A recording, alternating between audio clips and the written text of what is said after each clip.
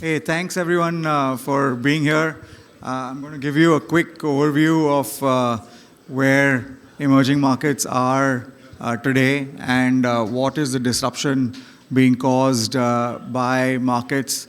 America has traditionally always been the largest both producer and consumer of capital, and that's not going to change anytime soon. But a large center of gravity is moving away from purely being North America centric to moving a little bit further east. Don't know where it will stop exactly, but there is this rising tide that I think is really important to just pay cognizance to. As the world continues to develop. And there's been a significant shift, as you would know, both in geopolitical landscapes, economic value creation, just valuations of countries, currencies, and so forth.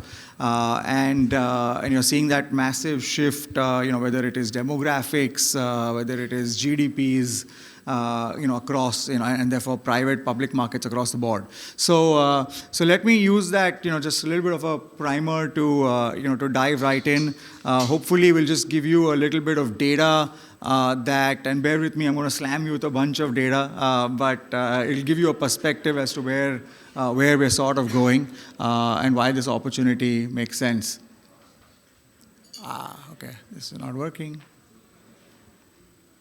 Shall I go back?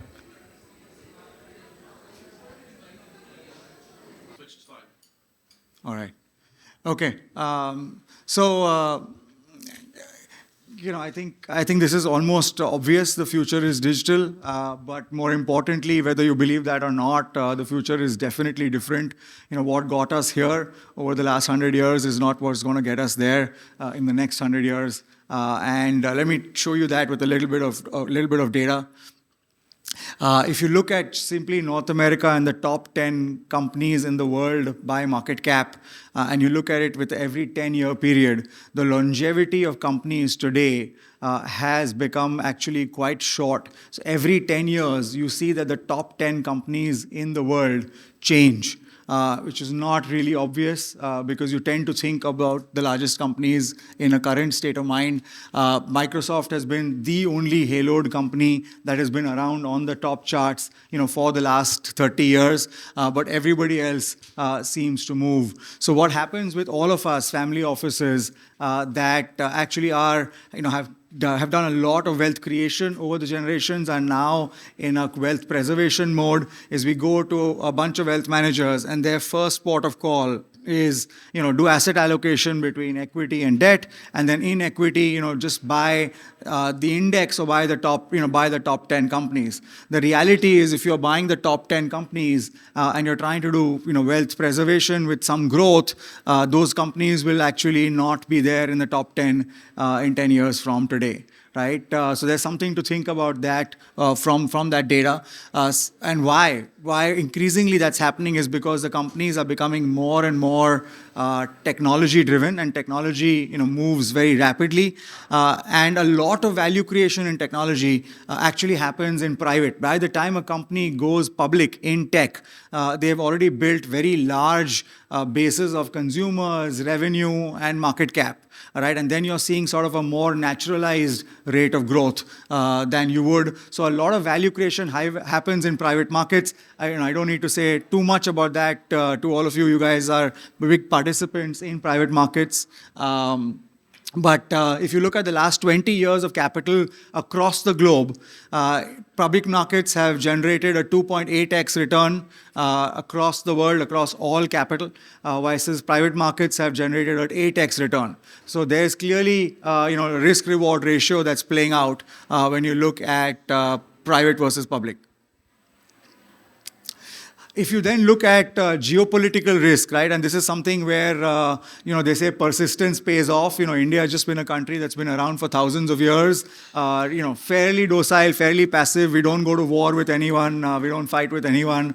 But that's now paying off, right, because essentially outside of America, the largest opportunity in the world used to be Europe for a long period of time and then became China for the last couple of decades. By just sitting around doing nothing, what's happened at this point is that if you're looking at geopolitical diversification, Europe's a circus, China's a jail, you have nowhere else to go, right? So India is growth. India, there is no alternative, both extrinsically for the rest of the world. If you look at the only largest stable democracy that is growing at double digits, that's India. And for India itself, right, we are actually stated to cross China by population this week, as we speak in the world, and therefore we have no option but to grow to maintain the stability that India essentially has delivered. So why is the India opportunity happening now? I think there's a very important flywheel. India was a large populous country, even 20 years ago, and then 10 years ago, and then pre-COVID, let's say, right?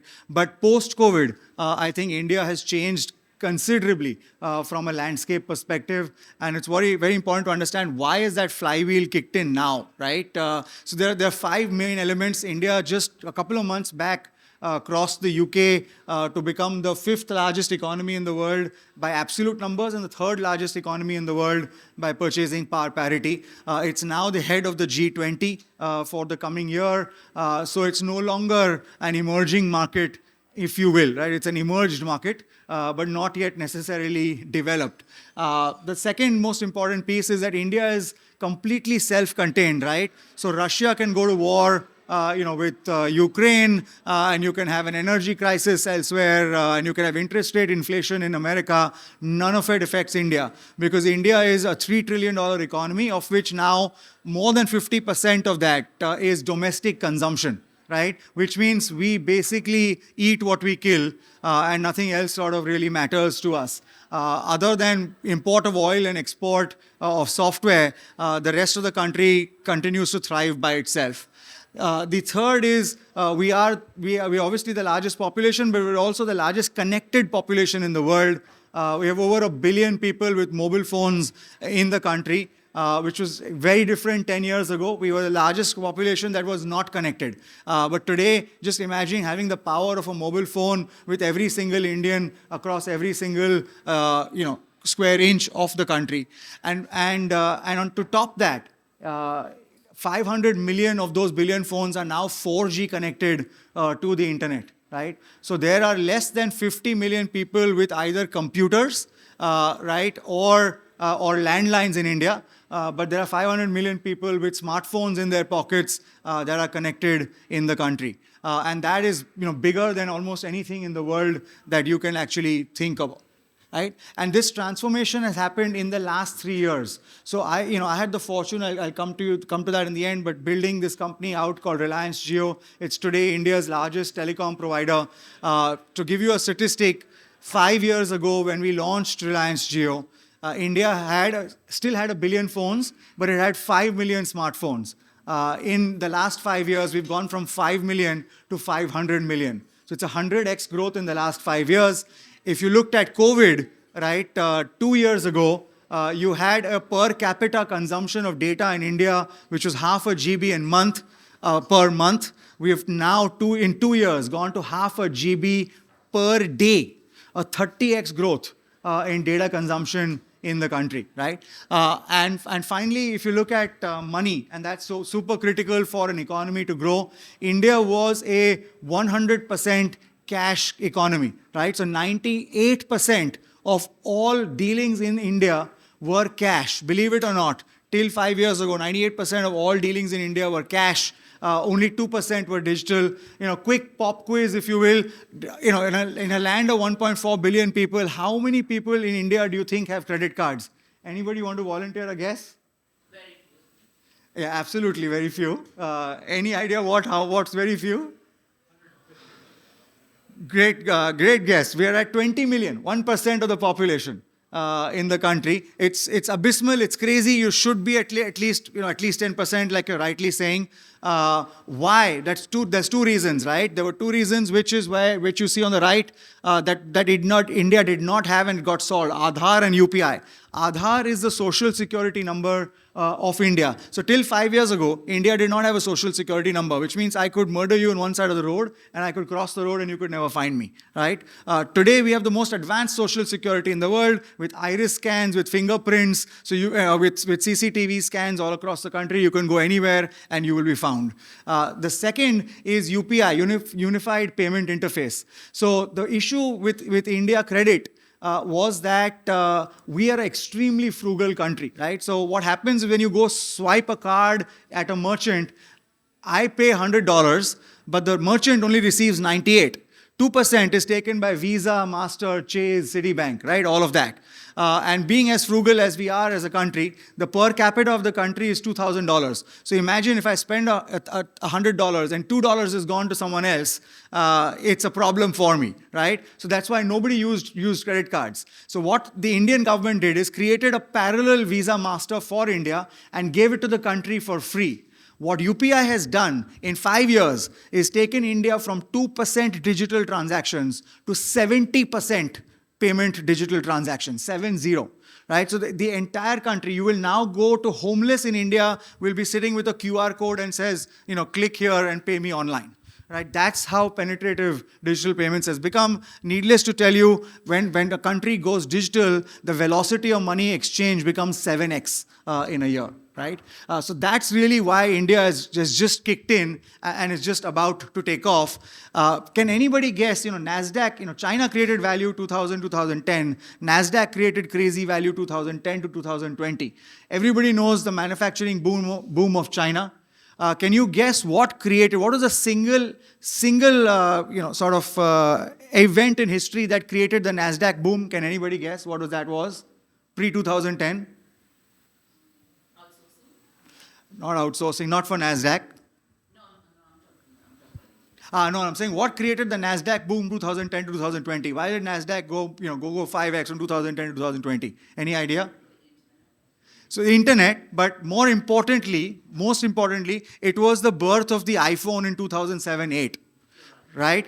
Fundamentally, the world discovered the web at that point. The web went from being a desktop geeky product to basically everything being on your app on your phone. That watershed moment for India has been Jio, right? Because suddenly the country has got connected. Imagine that's happened 3 years ago. What's going to happen for the next 10 years in India when the country gets connected like that, right? So let me just talk to you about a few large demographics very quickly on the country. We believe it's obviously a world-class opportunity. Needless to say, India has sort of broken the glass ceiling, if you will. 50% of the top 100 tech companies in the world today are run by Indians. You know all of that, from Google to Microsoft and what have you. We're building a legacy. We believe that this is going to be the change of the century.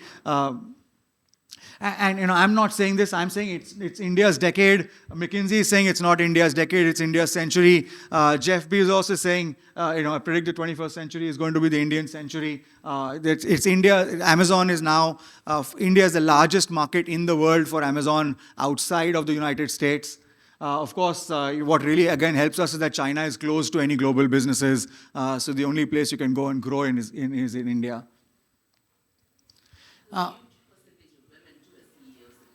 Yeah, absolutely. So it's a very, very open country, right? So let me tell you one very interesting parallel. India is exactly in 2022 where China was in 2007. We're 15 years behind China. The two numbers that are important is when a country takes off. Both countries at that time and today we are at about $3.5 trillion in GDP. China took 4 years from 2007 to 11 to go to double and become $7 trillion. India will take about 7 years, at about a 7-8% growth to double. But India will hit a $7 trillion GDP by the end of this decade, and that is why it's all beginning to happen. The numbers are surreal, and per capita, which is really important. Till now, we're at about a $2,000 GDP, which means people have basic food, shelter, clothing. Right, half a billion people have food, shelter, clothing. The minute you go from $2,000 to $5,000, it becomes aspirational. You start spending the rest of the $3,000, on products and services that the rest of the world has, and that is where the economy starts taking off. Right. Most importantly, if you look at this chart, two things. Today, India has 500 million people below the age of 25, right? So we've clearly put our legacy of Kama Sutra to use for whatever it's worth. But more realistically, I think the demographic dividend that India has put together is now coming of age.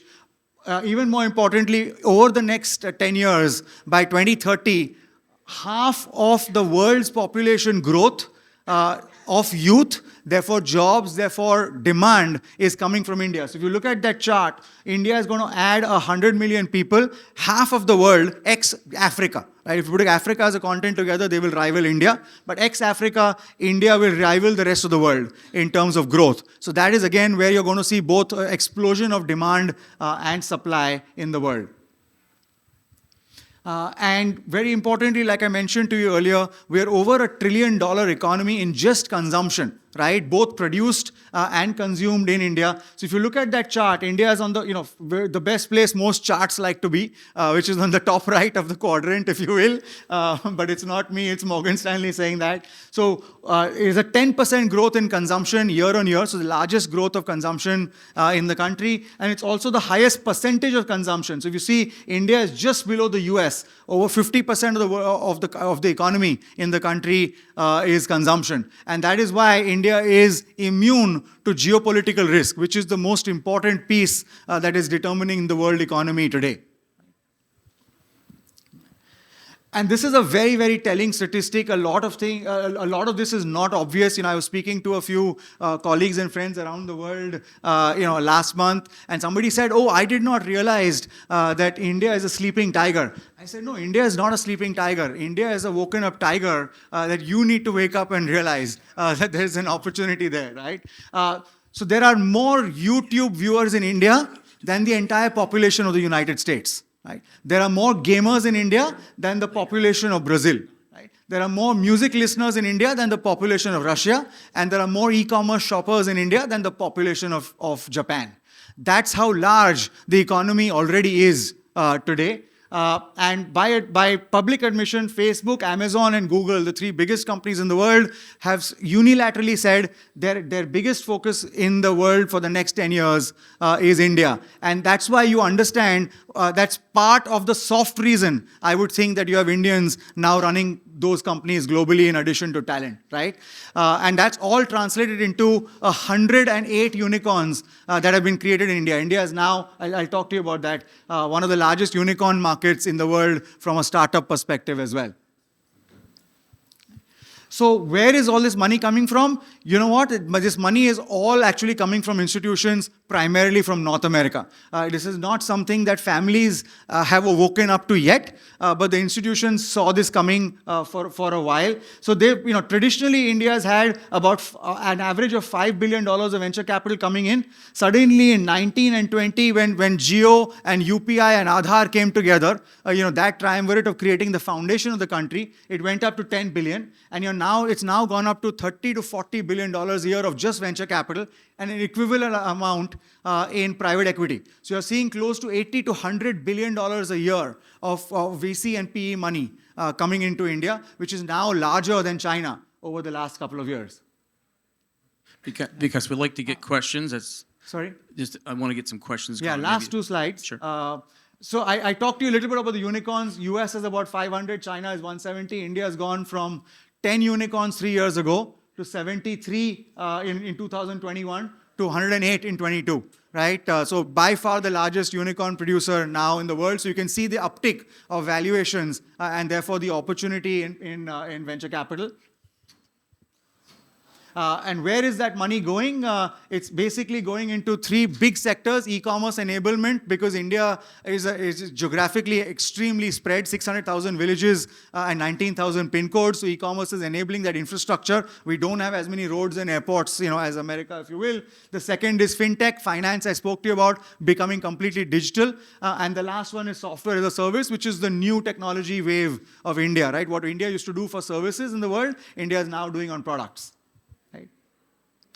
Most importantly, in the history of the world, for the first time in 2021, India overtook China in giving more returns to its venture capital private equity investors than it had ever in the history of both India and China, right? So over $10 billion was returned. As you can imagine, what that value is between acquisitions, IPOs, secondaries. We were part of the Flipkart transaction where I was an investor. We were part of the Tata transaction where I was an ex-employee.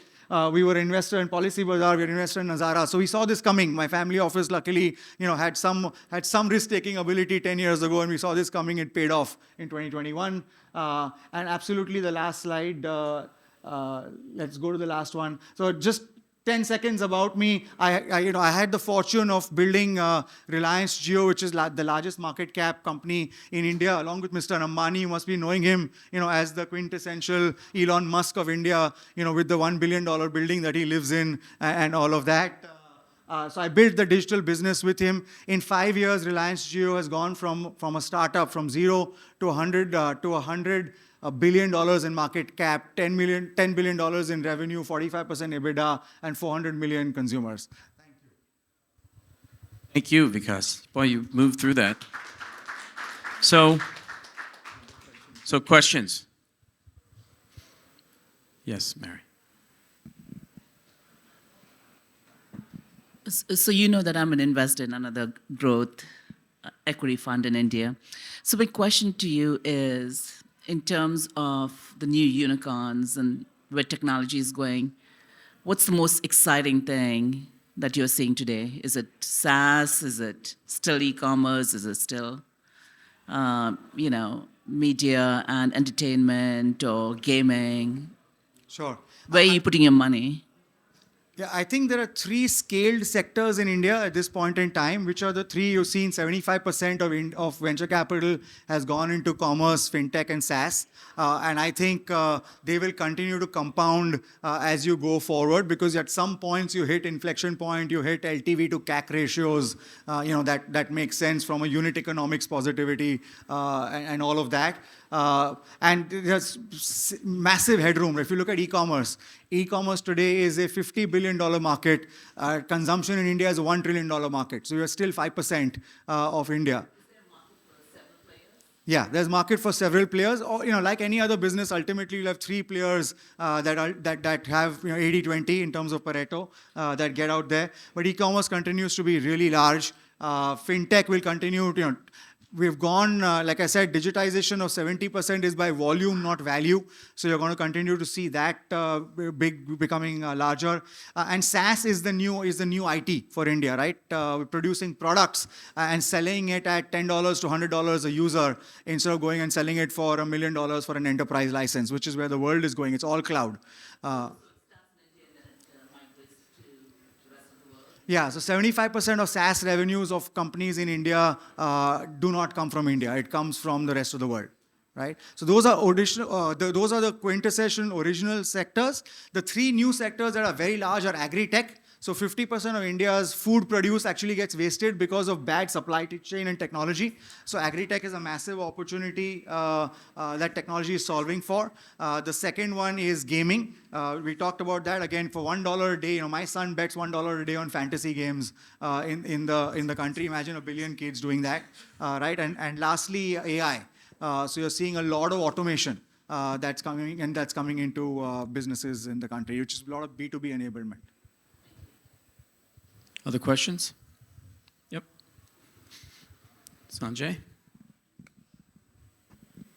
Can you talk a little about energy stability? So we have a lot of people in India, and one of the challenges we do get is like just the power, literally power to office buildings. Can you speak at all about how India is upgrading the power infrastructure, solarizing or nuclear? What the strategy is there? Yeah, absolutely. So I think, obviously energy is the largest imported resource in the country at this point in time. India does not produce as much energy, as it consumes. So it doesn't have the kind of reserves that the US has. Traditionally, obviously, like every other geography, started off with a lot of coal, then went into, a lot of oil. Reliance itself is the world's largest refinery on oil, and that's our largest import bill, if you will, as well. Of course, over the last, again, 5 years, I think there's been a massive awakening. Solar has been solar and wind have been around for a while. So we have some large companies in that in the country, but the demand is so large that there hasn't been not even double digits in terms of supply. That's coming from those alternative renewable sources yet.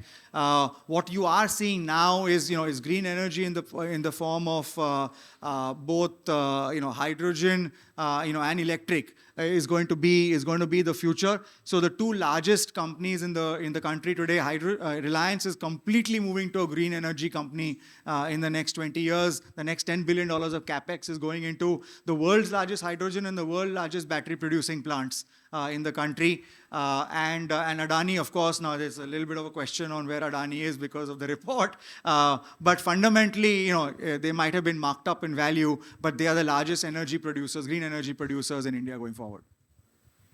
Massive transformation taking place. You'll see India becoming Stable and also competitive energy sources. Yeah. So- It's a massive capex cycle. The next 10 years, we'll see the largest investments into green energy capex in India. And that's when you'll see transformation effect taking place, obviously 10 years from today, because these are large gestation projects. Right? So But it's happening very woke as a country. Sanjay, you mentioned you chose interesting words like we have, like you feel like you're still of India. How many Indians now? I know with Poland, there's 60 million Poles, 36 million are in the country, 24 outside. How is it? What are the numbers on India, the diaspora? So India has about, I think it's 25, 30 million Indians that live outside of India. And a large proportion of them actually live in America. In fact, there's a number where the largest cross-border remittance now in the world, if you leave an exigency like Russia or Ukraine out for the moment, is India. India and US-India. $100 billion goes from US to India every year. So massive diaspora and very concentrated on two ends of the spectrum, which is either people, large entrepreneurs and professionals running the top companies in the world, or obviously also a very large supply of blue-collar workers, especially in the Middle East and Southeast Asia. 3 minutes, we're going to move to roundtables. I'll explain what that's all about. But other questions? Comments? So if it's not India, what other emerging markets are of interest today for people here? And okay, well, talk in your books a little bit, but what's the case for Latin America, very briefly? Well, there's a lot of social need and development that is needed, and it's also a lot of infrastructure needed, especially now with the decoupling from China. I mean, the U.S. has this deal with Mexico, but there's a lot of countries in Central America that are very well strategically, geographically placed. So that's a good point. The whole decoupling thing is an interesting thing playing out. Well, I want to just move it around, but I also want to talk about the whole India-China relationship. Thank you, Mark. Well, basically, my name is Victor Rodriguez, and one of the market participants from Latin America, and obviously this question hit me pretty strongly. Listen, within the last few quarters, we've been unfortunately dramatically seeing how the war geopolitically is changing. And today, I think it's in the Washington Post, it's an article about the Pentagon forecasting a potential war scenario against China. So based on what's going on in the Latin America, it's a strategic region. And as you know, I'm from Venezuela actually, and Venezuela have the biggest oil reserves in the world.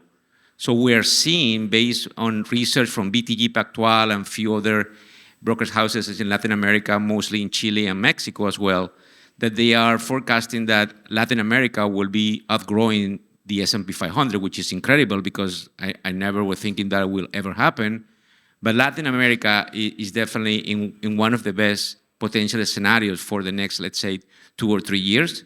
So I think a lot of jobs will migrate from China when we are trying to decoupling to Latin America. And obviously, with all respect, it will compete because with India, I agree with what you say in the presentation, but Latin America obviously has some other core competences. Thank you.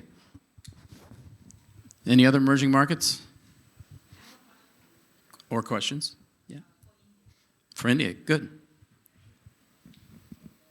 Hi, my name is Aurora Mayer. So my question for India is, because I have some Indian friends, and then they say inside India is like different region are very different.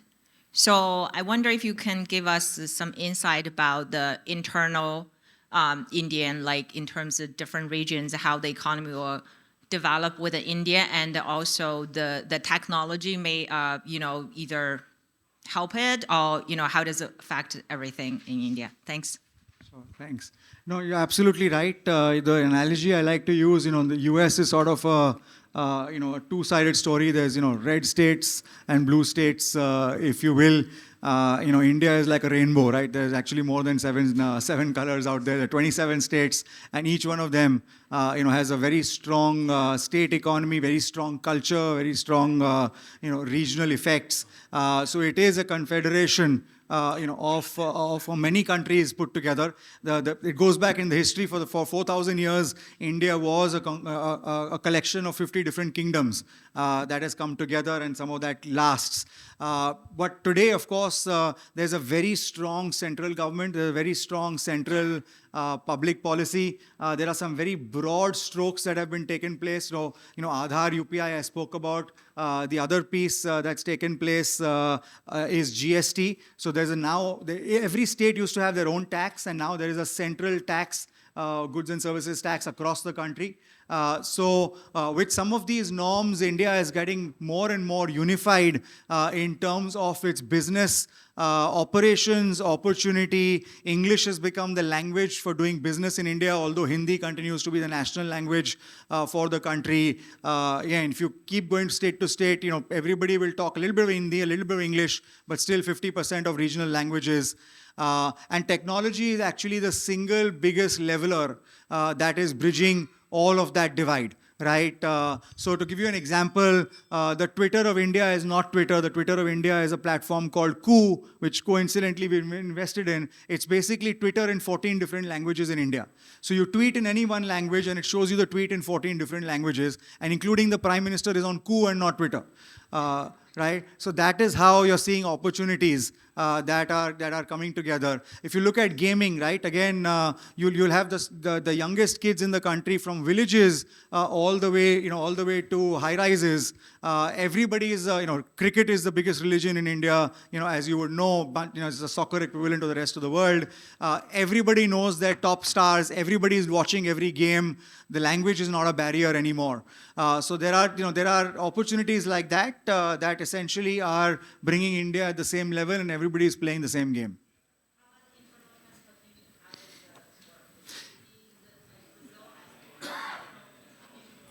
Yeah.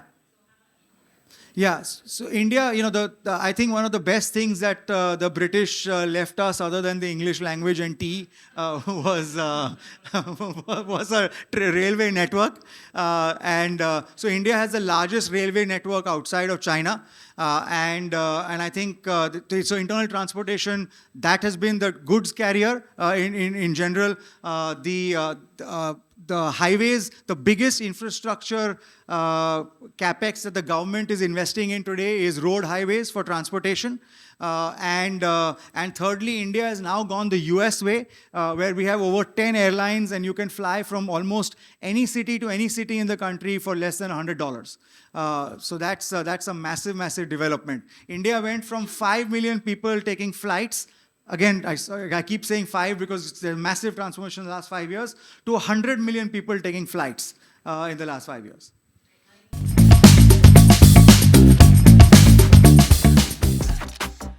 Come join our 361 firm community of investors and thought leaders.